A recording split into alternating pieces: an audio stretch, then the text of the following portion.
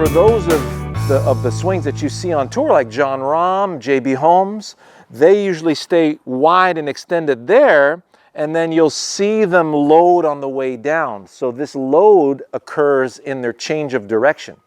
And that's something that many of our students will really benefit from. And those are typically the kinds of swings that you'll see that have no pause in the backswing. There's a little bit more of a dynamic change in direction to load everything up. And typically those are the stronger guys. You look at both JB Holmes and Jon Rahm, those are, you know, burly boys. So when we take our club back, we got a nice posture, elbows stay in front. There's about as far as I can go without folding. And if I try to continue, notice now that you hear some strain in my voice, then I just allow it to fold. Right arm, see how that folds out of the way and the left palm rotates down. So now this puts me in a terrific position, nice loaded position, to move through the ball and out towards the target.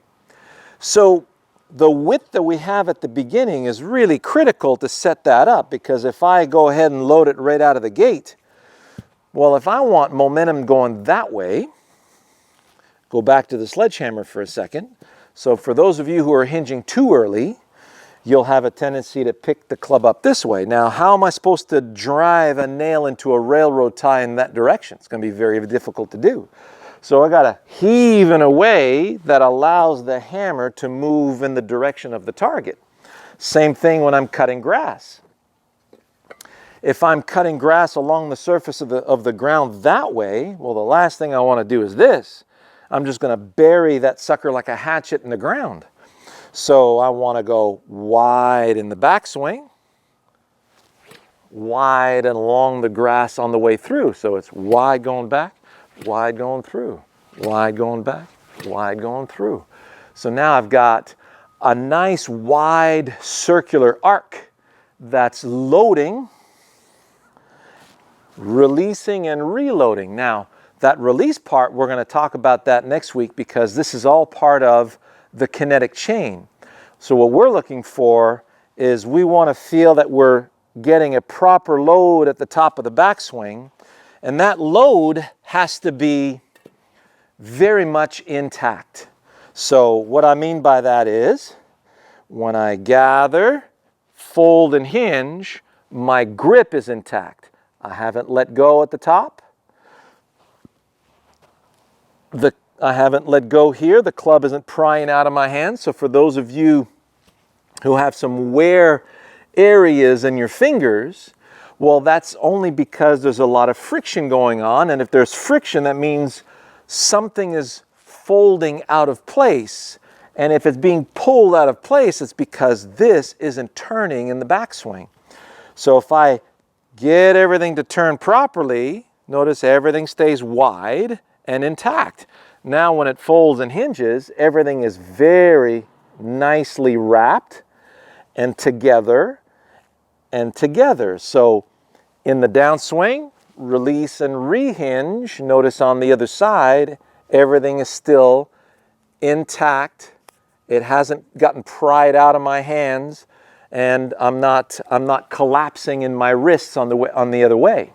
So a good practice would be to cut grass in both directions without letting go of the club, and feel how the grip stays nicely intact in both directions.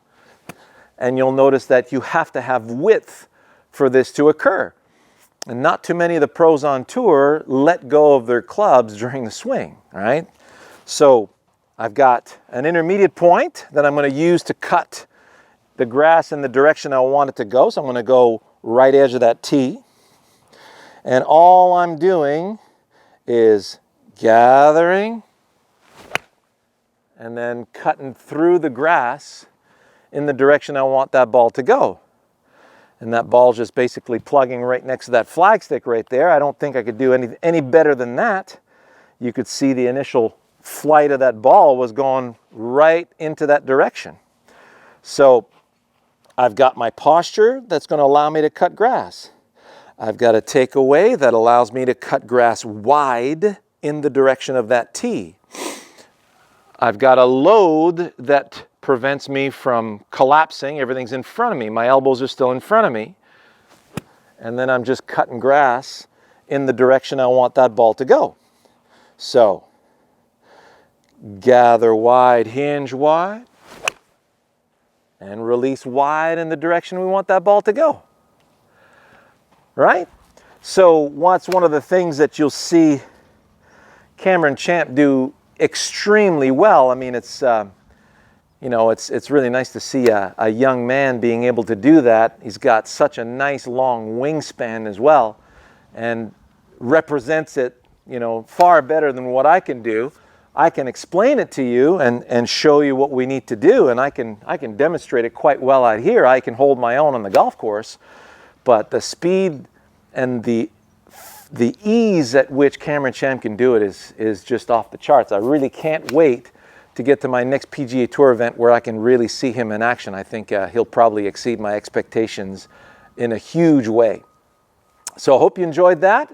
Stay tuned for next week when we talk about transition from the backswing to the downswing and initiating that kinematic sequence, that kinetic chain.